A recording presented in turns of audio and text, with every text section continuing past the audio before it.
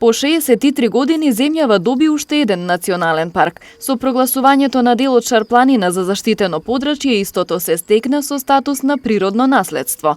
Законското решение треба да обезбеди заштита на природните вредности како и добра од јавен интерес. Според Фросина Пандурска, драмаќин од Македонско еколошко друштво, ова е историски момент, но допрва следува период во кој треба да се формира установа која ќе раководи со паркот. Ова е навистина историски момент за владата, за институциите кои што беа вклучени во овој процес и за невладините кои што постојано лобира и го поддржуваа прогласувањето за Шара за национален парк.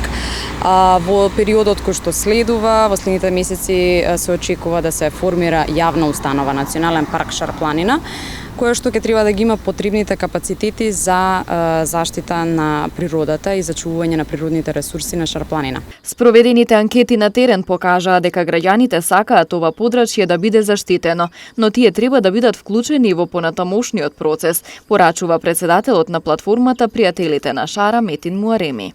Тоа што ќе и претходи на целиот настан е креирањето на планот за менаџирање за следните 3 години. Затоа би апелирале во следните месеци, иако законот е донесен, значи останува многу работа, бидејќи со самото креирање на планот за менаџирање ќе представува вклучување 100% на граѓаните како тие сакаат во иднина да го гледат националниот парк и што за нив представува, кои ќе бидат можностите, границите и така натаму. Во националниот парк ќе бидат вклучени 30 села со нешто повеќе од 26.000 жители, при што се очекуваат голем број придобивки, не само кон зачувување на природата, туку и социоекономски. Освен рурален туризам, Шарпланина нуди одлични можности за развој на повеќе форми на туризмот, за кој дури и не е потребна инфраструктура која би ја нарушила природната убавина, вели Бошко Видоевски, долгогодишен планинар. Такви форми се сакако алтернативниот туризам. Тука спаѓаат планинарењето, планинското трчање, велосипедизмот, алпинизмот, параглайдеризмот. Друга форма која што се препорачува со студијата за валоризација е руралниот туризам.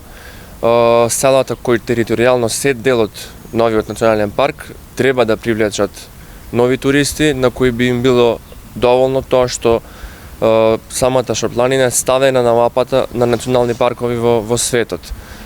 Затоа потребно е да се доистражи ова поле, бидејќи потребни се насоки за едукација на населението и за развој на капацитетите во селата кои што треба да ги примат утре идните туристи во полето на руралниот туризам. Масовниот туризам како една форма за која е потребна малце поголема инфраструктура која би ја нарушила посебноста на Шарпланина, не се препорачува, бидејќи се препорачува да се затвори, да се ограничи само на територијата на ски центарот Попова шапка. Со усвоеното законско решение се очекува да се стави крај и на нелегалните активности на Шара, но ќе биде потребно повеќе време. Се уништува природата на многу различни нивоа, почнувајќи од илегален лов, илегална сеча, илегални градби на теренот и ние искрено како представници на еколошките организации сметаме дека со воспоставувањето на една силна институција ќе се стави крај на сите овие уништувања, меѓутоа за сето тоа ќе треба едноставно време.